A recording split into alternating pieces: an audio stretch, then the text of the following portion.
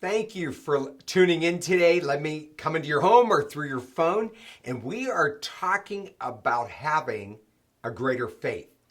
We don't want you to break down, we want you to break through. Now, yesterday, I spoke to you about having a positive faith, but today, I want to speak to you about having a precious faith. Now, let us look here down in 1 Peter chapter 1. Verse 7, it says that the trial of your faith, being much more precious than that of gold that perishes. Remember, gold is going to perish, but your faith is going to go on for eternity.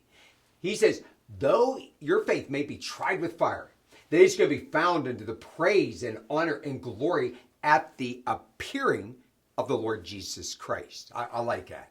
One day the trumpet shall sound, Jesus shall appear in the clouds of the air, and the only thing that's going to mean anything is your precious faith that will last forever. You know, if you want to get a picture developed, especially the old-fashioned pictures, you have to do that in a dark room. So you have to put the film through a series of processes in the dark to produce the picture. For God to produce a greater faith, for great and wonderful blessings to come through us, our faith is developed many times in dark times. I don't want you to crash and burn. I want you to turn to the Lord. It's like a seed. If you take a seed and you put it in the ground, you keep it in a somewhere kind of cool or in a bag and nothing's going to happen. But when you place it down in that cold, dark ground, the outer part of the seed dies. The seed dies. But when the outer shell of the seed dies, then new life comes springing up out of that seed. What a beautiful illustration. Let us look down here in 1 John chapter 5, verse 4. It says, for everyone who has been born of God, they overcome the world. And this is the victory that has overcome the world, even our faith. Now, last part of the verse was left off, but it is our faith that overcomes the world.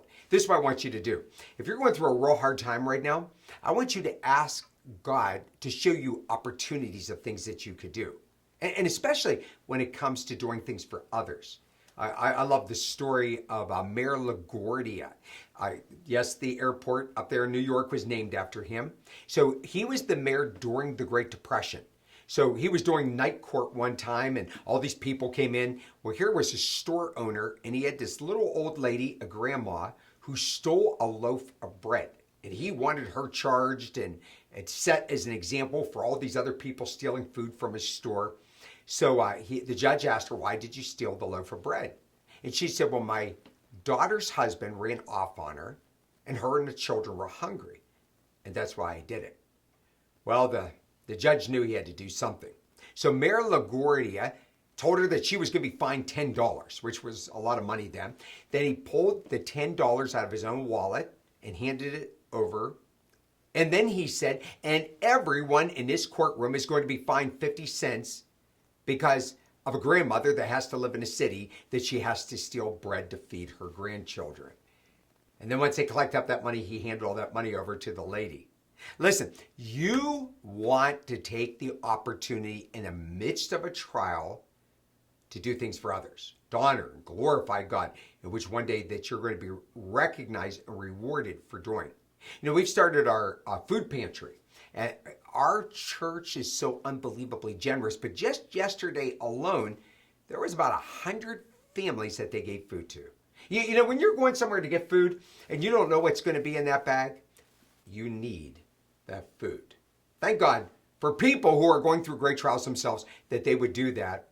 Listen, you want to break down, I want you to break through. But another thing I want you to remember, just a few short years in which you live upon the face of this earth is going to determine your rewards for all eternity.